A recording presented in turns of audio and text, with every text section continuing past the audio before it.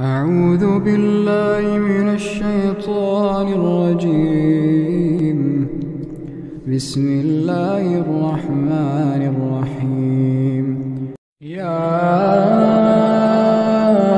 أيها المزمل قم الليل إلا قليلا نصفه وانقص منه قليلا أو زد عليه ورتل القرآن ترتيلا إنا سنلقي عليك قولا ثقيلا إن ناشئة الليل هي أشد وطئا وأقوم قيلا إن لك في النهار سبحا طويلا واذكر اسم ربك وتبتل إليه تبتيلا رب المشرق والمغرب لا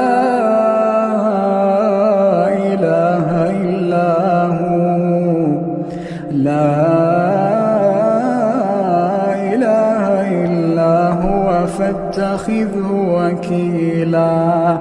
واصبر على ما يقولون واهجرهم هجرا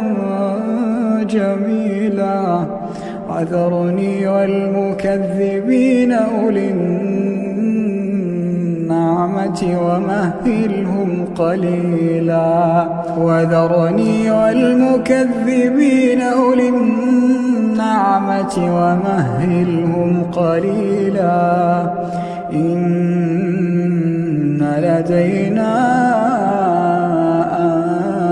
أنكالا وجحيما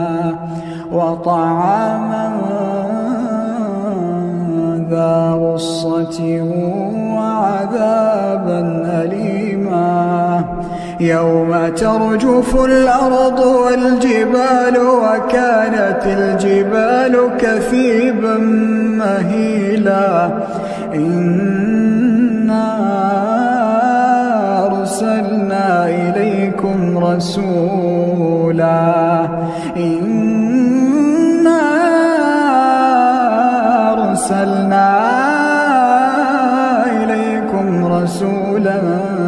شاهدا عليكم كما أرسلنا إلى فرعون رسولا فعصى فرعون الرسول فأخذناه أخذا وبيلا فكيف تتقون إن كفرتم يوما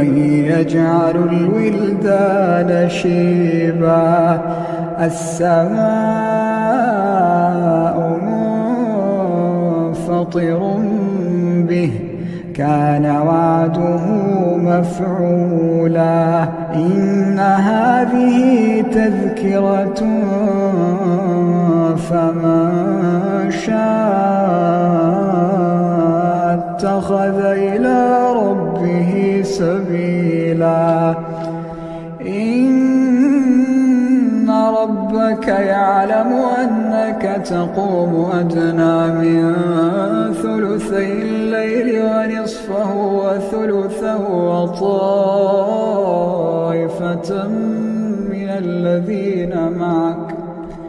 وطائفة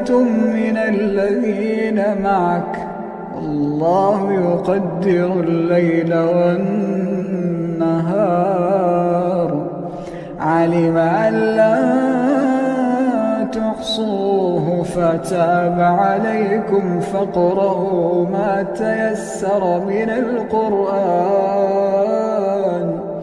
علم أن سيكون منكم مرضى وآخرون يضربون في الأرض يبتغون من فضل الله